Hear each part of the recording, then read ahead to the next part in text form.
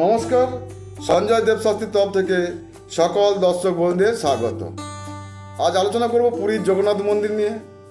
তো জগন্নাথ মন্দির একটি হিন্দু মন্দির, যা হিন্দু ধর্মের বিষ্ণুর একটি রূপ দেবতা জগন্নাথকে উৎসর্গ করেছে। এটি ভারতের পূর্বকূলে অবস্থিত উড়িষ্যা রাজ্যের পুরীতে অবস্থিত। মন্দিরের নথি অনুসারে অবন্তীর রাজা ইন্দ্রদ্যুম্ন পুরীতে জগন্নাথের প্রধান মন্দির তৈরি করেছিলেন। বর্তমান মন্দিরটি দশম শতাব্দীর পর থেকে কম্পাউন্ডে পূর্ব বিদ্যমান মন্দিরগুলির জায়গায় পুনর্নির্মাণ করা হয়েছিল, তবে মূল জগন্নাথ মন্দির নয়। এবং পূর্বগঙ্গা রাজবংশের প্রথম রাজা অনন্তবর্মনের দ্বারাই শুরু হয়েছিল এই মন্দির।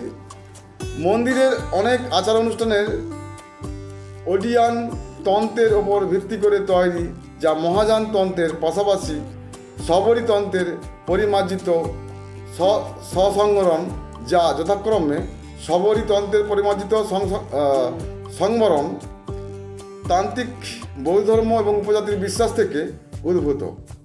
স্থানীয় কিংবদন্তি মূর্তিগুলোকে আদিবাসী উপজাতিদের যুক্ত করে এবং এই সেবকরা আদিবাসীদের বংশধর বলে দাবি করে। মন্দির বৈষ্ণব ঐতিহ্যর 108 অভিযান ক্ষেত্রের একটি। মন্দিরটি তার বার্ষিক রথযাত্রা বা রথ উৎসবের জন্য বিখ্যাত, যেখানে 3টি প্রধান দেবতাকে বিশাল এবং বিস্তৃতভাবে সজ্জিত রথ বা মন্দিরের গাড়িতে টানা হয়। পূজাটি ভিল শবর উপজাতির পুরোহিতদের পাশাপাশি মন্দিরের অন্য সম্প্রদায়ের পুরোহিতরা করে থাকেন। বেশিরভাগ হিন্দু মন্দিরের পাওয়া পাথর এবং ধাতব মূর্তির বিপরীতে জগন্নাথ মূর্তি কাঠের তৈরি এবং প্রতি 12 বা 19 বছরে একটি সঠিক প্রতিরূপ দ্বারা আনুষ্ঠানিকভাবে প্রতিস্থাপিত হয়। মন্দিরটি 4 ধাম তীর্থস্থানগুলির মধ্যে একটি।